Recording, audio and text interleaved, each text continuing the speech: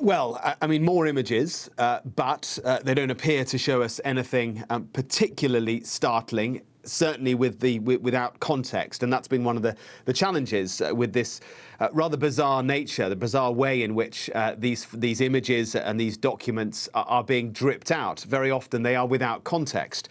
This morning we got quite a few images, 19 images, which I'll go into in a moment. But as you say, in the last few minutes, added to the Dropbox accounts, which you can see here, more images. Now, some of them show a room believed to be in Little St. James, the island which Jeffrey Epstein owned in the US Virgin Islands.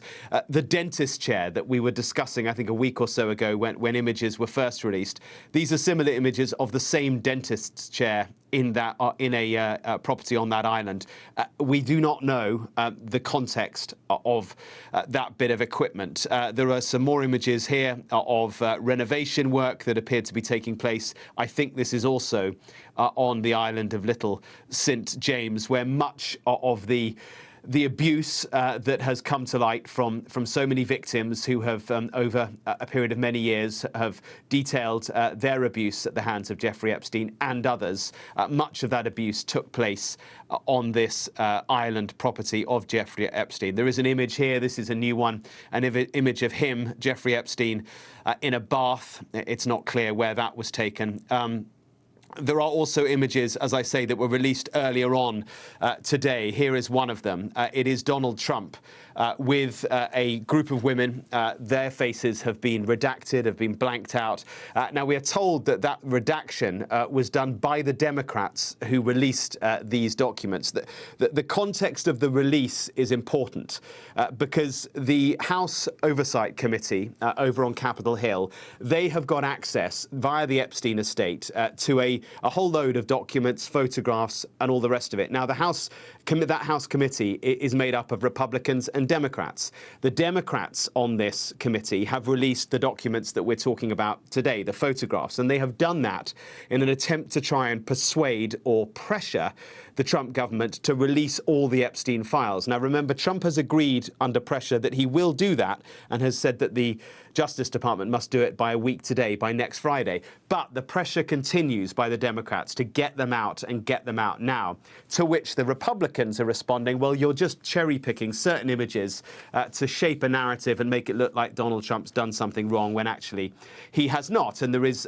it's worth stressing that no victim of Jeffrey Epstein has ever accused Donald Trump of any wrongdoing. And Donald Trump himself says he disassociated himself with Epstein in the early 2000s. There's another image here that actually is already in the public domain, but for some reason the Democrats have decided to re-release it.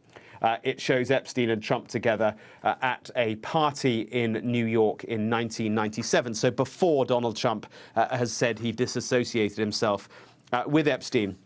Just briefly, there are a couple which I do think are quite interesting, which show the association, which was known, but it's interesting to see images, between Jeffrey Epstein and Steve Bannon. Now, he, remember, was Donald Trump's one-time chief of staff during his first term as president and was instrumental in helping Donald Trump win that 2016 election. Now, there are images here. This is one of them that is taken in Jeffrey Epstein's New York mansion, and it shows Epstein and Bannon around a desk talking. We know they had a business relationship. What we don't know, and I think what's important with this image, what we don't know is when it was taken, because one of the issues for people who have been investigating the associations that Epstein had is how long those associations lasted.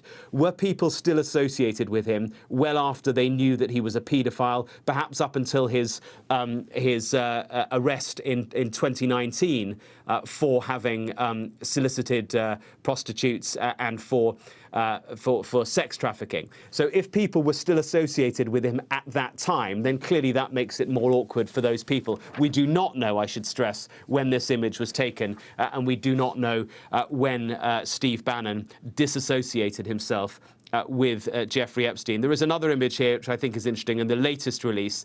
This is the former Israeli Prime Minister, Ehud Barak, former Israeli Prime Minister and Israeli Defense Minister. He had an association with Jeffrey Epstein. That much is public knowledge, but we don't know the details of it. Allegations have been made. They have always been denied. And I should say that Ehud Barak has previously said that he never met Epstein in the company of women or young girls and never met him with minors, and has indeed threatened to sue any media outlets who insinuated otherwise. The actual release of the actual documents is due to happen by a week today, by next Friday, on the orders of President Trump, who under pressure has said that his Department of Justice will release them. Mark, thank you very much for that update.